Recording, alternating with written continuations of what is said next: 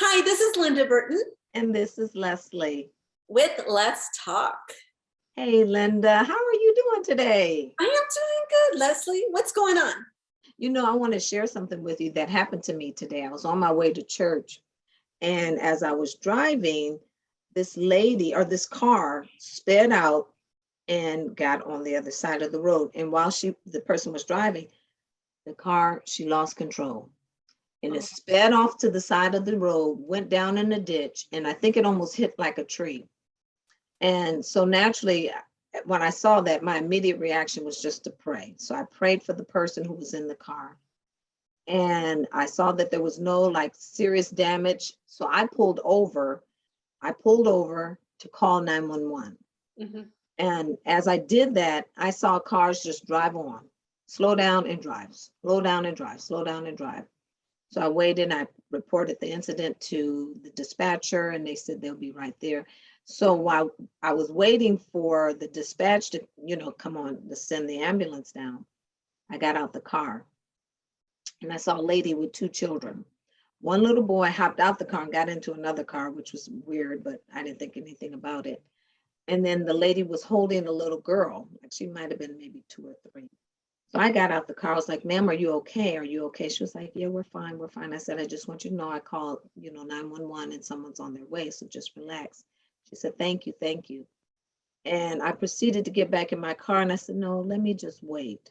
And as I was waiting, um, cars would just drive up and drive on, drive up and drive on, drive up and drive on. And then some cars just sped on by. So finally, I got back out the car and she said, I just talked to my husband. He's on his way. And I was like, okay, great. I said, you know what? I'm going to wait until your husband comes. I'm going to wait till someone comes. I don't want to leave you. She was like, thank you.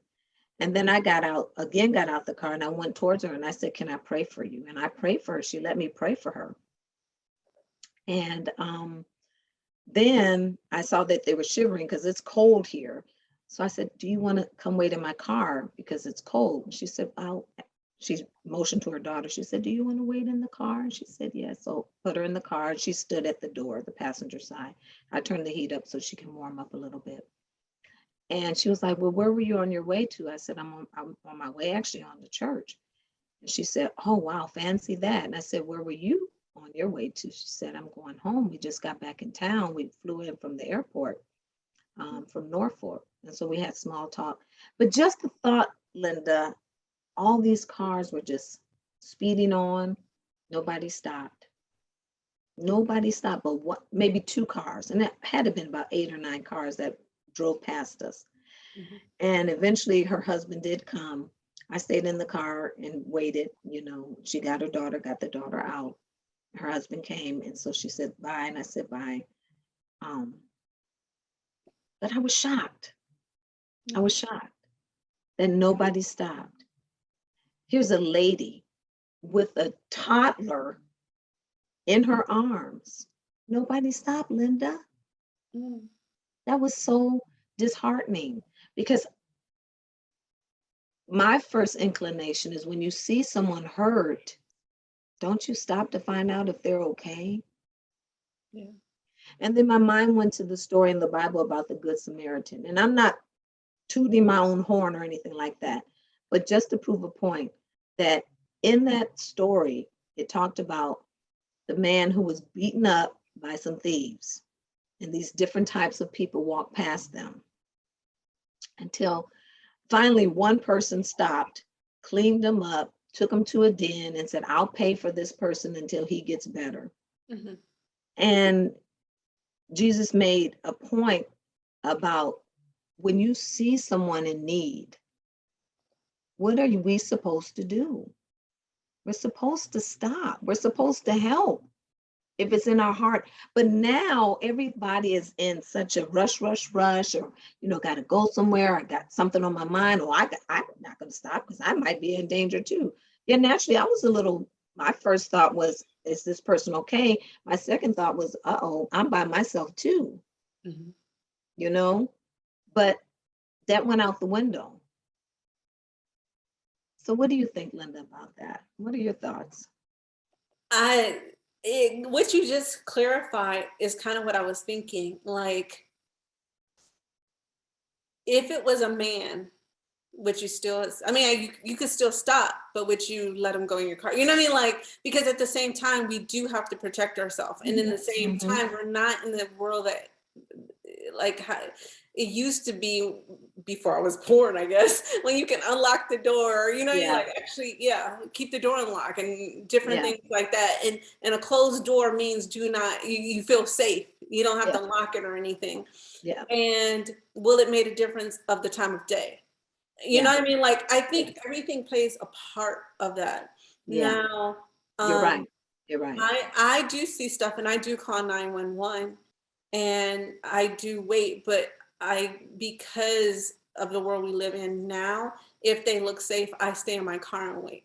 Or I'll go do whatever I need to do and come back and make sure they're okay. Or I will call you, and I don't know if people know this, I call 911 back and ask how, like what's going on. Yeah. Um, so there's different ways because of the different situations of what's going on. Yes. It's at Yeah. night, it's, just, Yep. That's just true. different things that's going on because it's not, I think some of us do have a heart, but it's just the world we live in now, or just even the stuff that we've been through of being hurt by someone and not wanting to put themselves back in that situation again. So your guard is up. And it's not that you don't care, is that so I think certain people are good Samaritans that just because they don't stop, that, you know what I mean? Like, doesn't mean they're not, because you don't know if they still didn't call 911 or they realize she's okay or they realize you're there with her.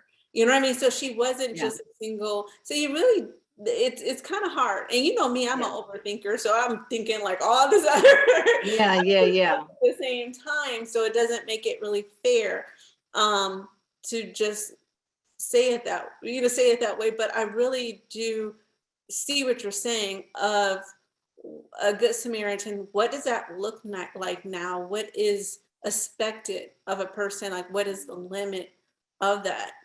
I think that's the real issue because if she looks okay and for whatever reason you don't feel safe, but you still call it 911 and you still Yeah. stop and wait for, you know what I mean? Like just the different situations Yeah. of Yeah. what's going on.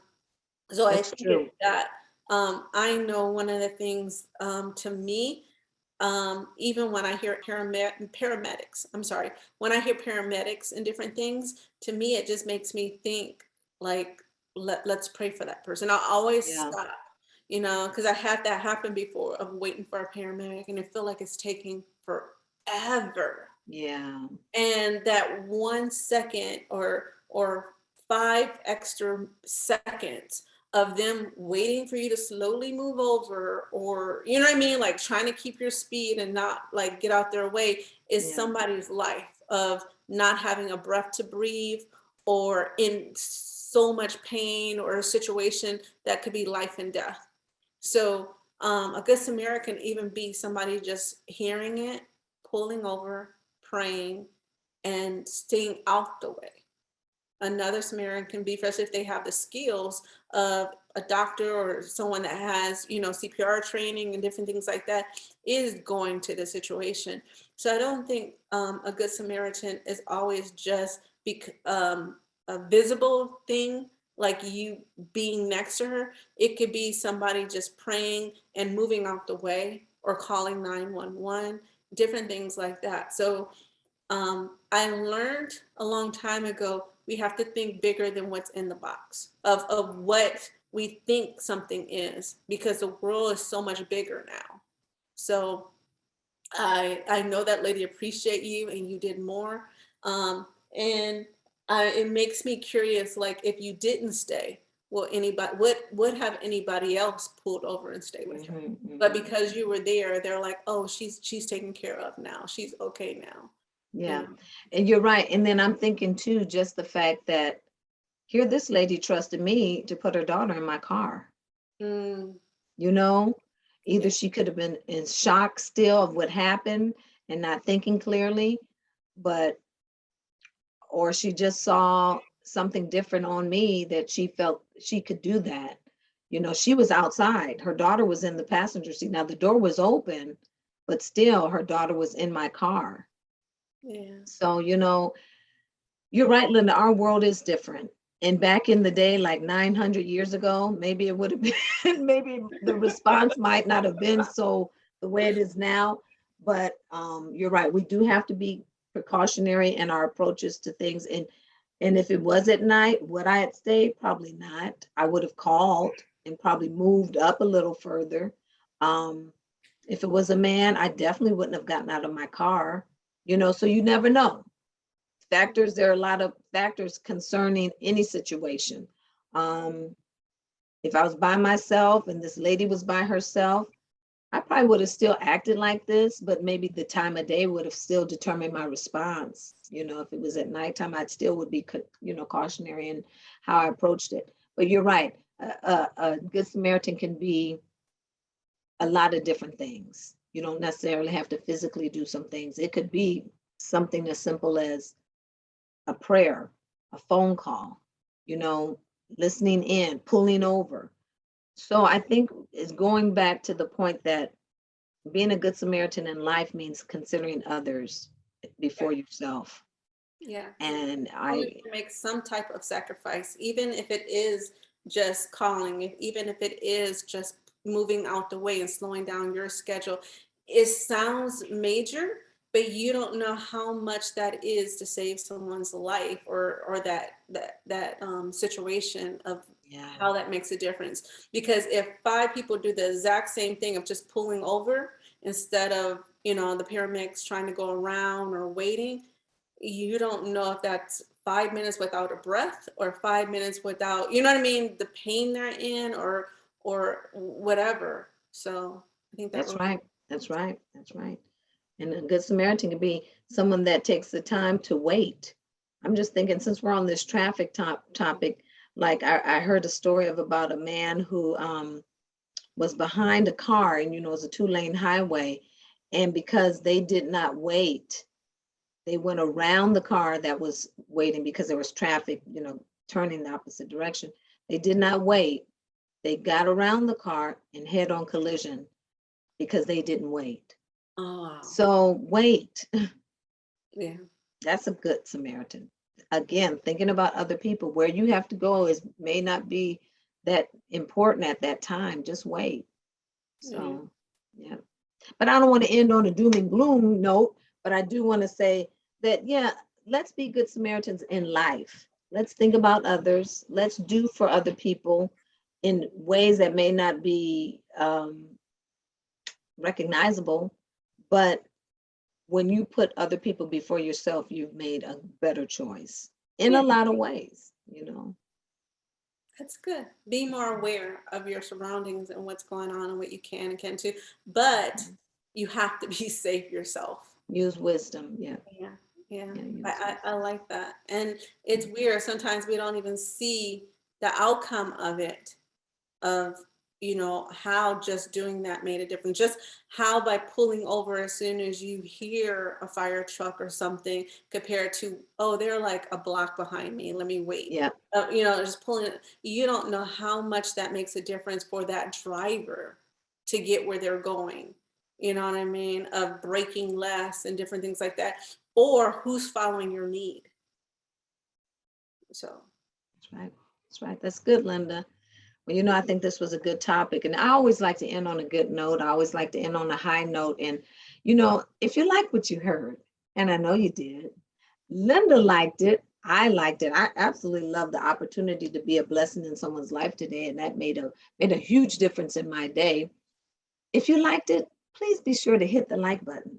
Subscribe to our channel. We want to get this message out to as many people as we can, because we know that there are people on the other side that want to hear, that need to hear and appreciate some stories, some incidences, some experiences that we all have had, because this is what it's all about. It's about life's lessons. And our lesson today was being a good Samaritan.